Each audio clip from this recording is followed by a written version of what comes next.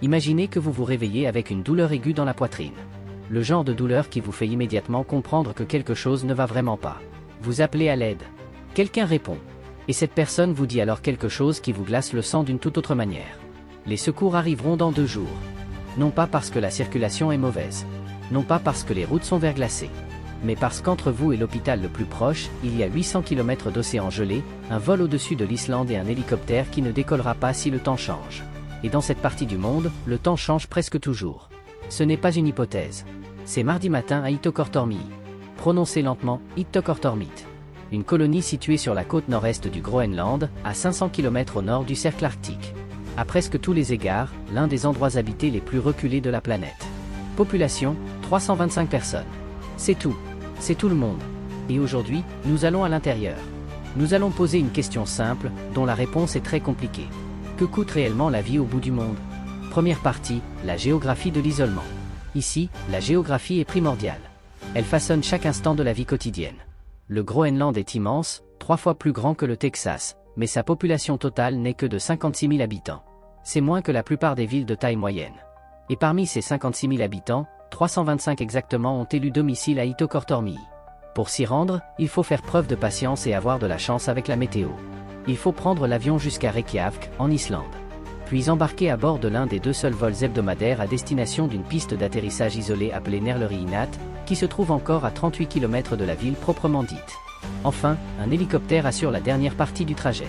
Au total, cela prend 2 jours, dans le meilleur des cas. En hiver, lorsque les vents arctiques clouent l'hélicoptère au sol pendant plusieurs jours, il n'y a plus qu'à attendre. Il n'y a ni route, ni chemin de fer, ni pont. La colonie la plus proche se trouve à 831 km. Pendant 9 mois de l'année, la mer est recouverte d'une épaisse couche de glace. Les navires de ravitaillement, au nombre de 2 par an, arrivent entre juillet et septembre et apportent l'essentiel de tout, nourriture, médicaments, marchandises. Lorsque la glace se referme, il faut se contenter de ce qui se trouve dans les rayons. La ville a été fondée en 1925, lorsqu'une expédition coloniale danoise menée par l'explorateur Ejnar Mikkelsen a transporté environ 70 familles inuites ici, certaines volontaires, d'autres non, afin d'établir la souveraineté danoise sur le nord-est du Groenland.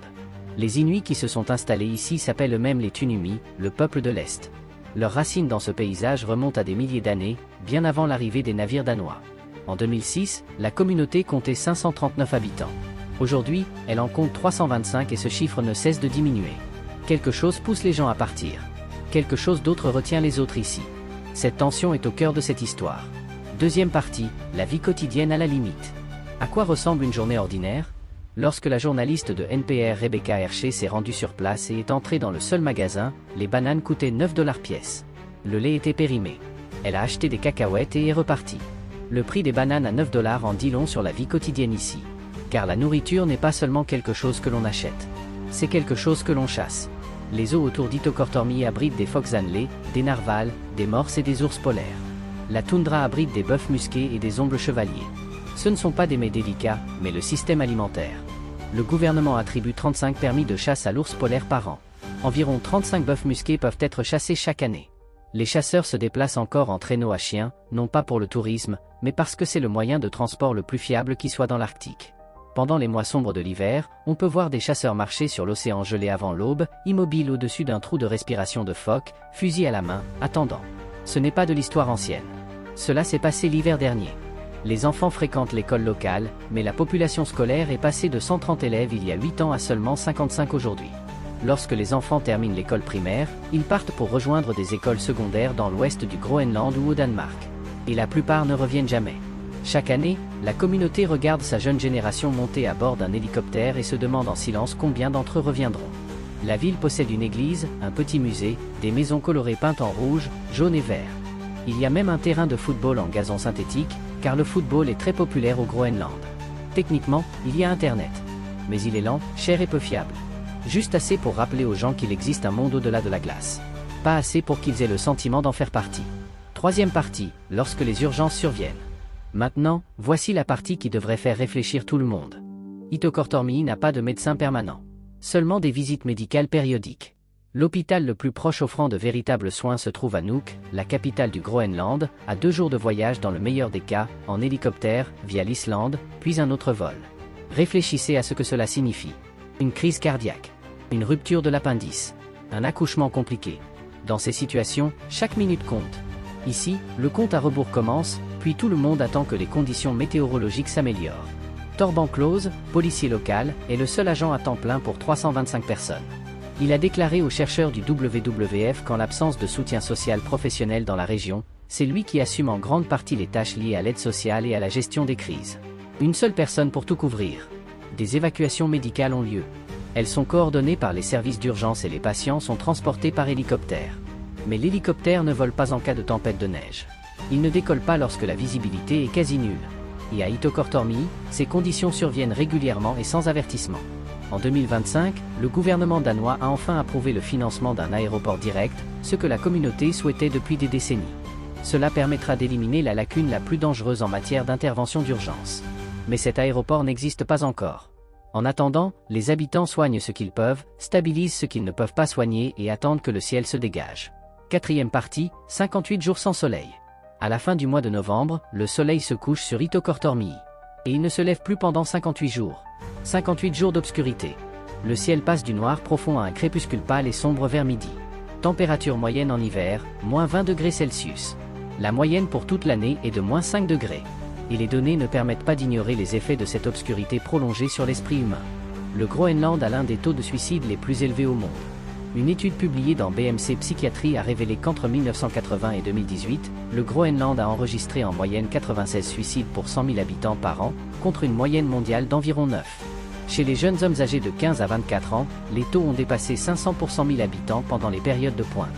Les chercheurs attribuent ces chiffres à plusieurs causes interdépendantes, les bouleversements coloniaux, les traumatismes intergénérationnels, l'alcoolisme, l'isolement et le choc entre la culture inuite ancestrale et un monde occidental en pleine modernisation, dont l'arrivée a été trop rapide pour que les communautés puissent l'absorber.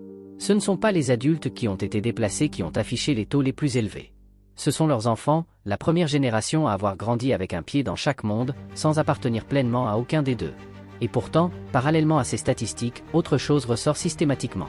La résilience. Lorsque Rebecca Hershey, de NPR, a demandé à une femme de la région nommée Barsoleisen comment elle faisait face à l'obscurité polaire, celle-ci a ri. « Nous n'en avons pas besoin », a-t-elle répondu, faisant référence aux lampes de luminothérapie utilisées ailleurs pour traiter la dépression saisonnière. Pourquoi devrions-nous les regarder ? Nous n'en avons pas besoin. Ce n'est pas du déni. C'est une relation différente avec l'obscurité. Une relation qui s'est construite au fil des générations dans ce paysage particulier. Lorsque le soleil revient enfin après ses 58 jours, toute la ville fait la fête. Les enfants enfilent leurs combinaisons de ski, grimpent sur une colline voisine avec des découpes en carton représentant le soleil qu'ils ont décoré eux-mêmes, se mettent en cercle et chantent une chanson de bienvenue. Aucune donnée clinique ne peut rendre pleinement compte de ce que représente ce moment. Une communauté qui a appris non seulement à supporter l'obscurité, mais aussi à célébrer le retour de la lumière. Cinquième partie, quand la glace disparaît. Mais une autre crise se profile à Itokortormi. Plus lente, plus silencieuse, et, d'une certaine manière, plus menaçante que toutes les autres. La glace est en train de changer. Erik Pedersen dirige la station météorologique de la ville depuis plus de 19 ans et lance 2 fois par jour des ballons-sondes. Au fil des ans, il a observé l'évolution des chiffres. Comme il l'a déclaré aux chercheurs du WWF, au cours des 2 dernières années, la glace s'est brisée au printemps beaucoup plus tôt que d'habitude, et en février, il faisait 10,5 degrés Celsius de plus que la normale. 10 degrés et demi de plus. En février. Erling Mattsson, un agent de chasse local, l'a résumé simplement, il y a 10 ans, nous avions de la glace de mer. Aujourd'hui, il n'y en a plus en été. Et quand la grande glace disparaît, les ours polaires arrivent. Les 2 parties de cette phrase sont importantes. La banquise n'est pas seulement un élément du paysage. C'est une infrastructure. Les chasseurs s'y déplacent en traîneau à chien pour atteindre leur proie. Quand elle gèle plus tard et se brise plus tôt, la saison de chasse raccourcit. Quand elle devient imprévisible, s'y déplacer devient mortel. Et à mesure qu'elle recule, elle emporte avec elle toute l'économie de subsistance. Et les ours polaires, chassés de leur terrain de chasse par la disparition de la glace, viennent désormais en ville. Les habitants rapportent s'être réveillés pour trouver des ours dormant près de leur maison. Les sorties scolaires nécessitent la présence d'un adulte armé. La ville a lancé une patrouille anti-ours polaire en 2015, avec des bénévoles qui partent en motoneige avant l'aube pour effrayer les ours avant que les enfants ne se rendent à l'école. Les animaux ne sont pas l'ennemi. Ils sont, comme les habitants de cette communauté, pris dans une situation dont ils ne sont pas responsables, essayant de survivre dans un monde qui se réorganise plus vite qu'ils ne peuvent s'y adapter. 6e partie, pourquoi rester, et s'ils le peuvent?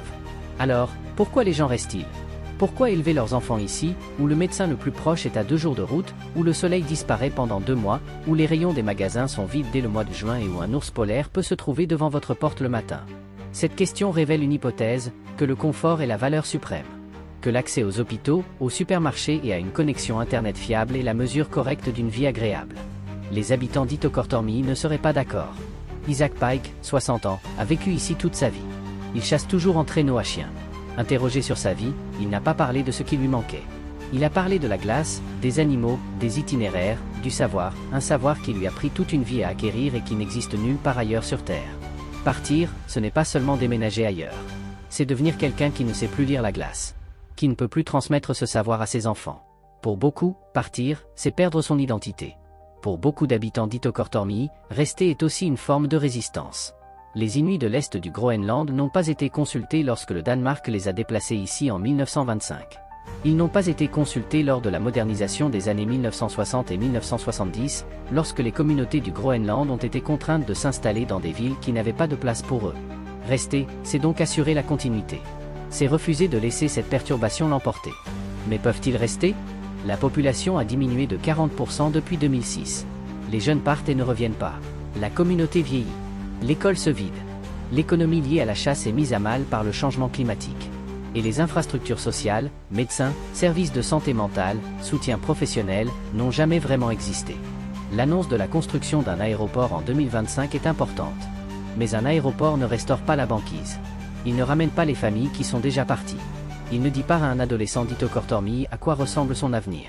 D'autres communautés comme celle-ci ont déjà disparu, vidées par l'économie, par le retrait des services, par l'arithmétique silencieuse d'un monde qui a décidé qu'elles étaient trop difficiles à maintenir. Il existe des villes fantômes dans l'Arctique. Des églises abandonnées. Des terrains de chasse que les gens connaissaient autrefois par leur nom et auxquels ils ne peuvent plus accéder. Itokortormi n'est pas encore l'un de ces endroits. Mais elle peut en ressentir l'attraction. Conclusion. Tout a commencé par une douleur thoracique. Une personne. À 2 jours de secours. Aucun hélicoptère en vue. Cette image n'avait pas pour but de susciter la pitié. Elle visait à attirer l'attention. Car la manière dont une société traite ses communautés les plus isolées, les infrastructures qu'elle construit, les ressources qu'elle engage, la dignité qu'elle leur accorde, en dit long sur ce qu'elle valorise réellement. Pas sur ce qu'elle prétend valoriser, mais sur ce qu'elle fait. Les habitants d'Itokortormi ont passé 100 ans en première ligne de l'isolement.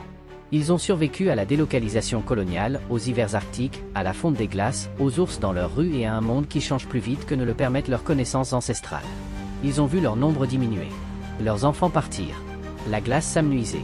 Et pourtant, chaque année en janvier, lorsque le soleil revient après 58 jours d'obscurité, les enfants grimpent sur une colline, brandissent des soleils en carton et chantent une chanson de bienvenue. Ce n'est pas seulement une question de survie. C'est une communauté qui a délibérément décidé que cette vie, difficile, froide, isolée et incertaine, vaut la peine d'être vécue. Que la glace, les animaux et le silence constituent quelque chose qui ne peut être simplement remplacé par un déménagement dans un endroit plus pratique. Nous vivons dans un monde obsédé par la connectivité. Internet plus rapide, plus de vols, livraison le lendemain. Itokortormi n'a presque rien de tout cela. Ce qu'il a à la place, c'est le genre de connexion qui ne peut venir que d'une véritable dépendance les uns envers les autres. D'être le premier à venir en aide à son voisin. De partager un repas avec quelqu'un dont vous connaissez la famille depuis 3 générations. Cela a de la valeur. La dernière ville sur Terre est toujours debout. Les lumières sont allumées. De la fumée s'échappe des cheminées. Quelque part sur la banquise, en ce moment même, un chasseur se tient immobile, observant le trou de respiration d'un phoque, attendant avec une patience que la plupart d'entre nous avons oubliée depuis longtemps. Il ne survit pas en marge de la civilisation. Il est au centre de la sienne.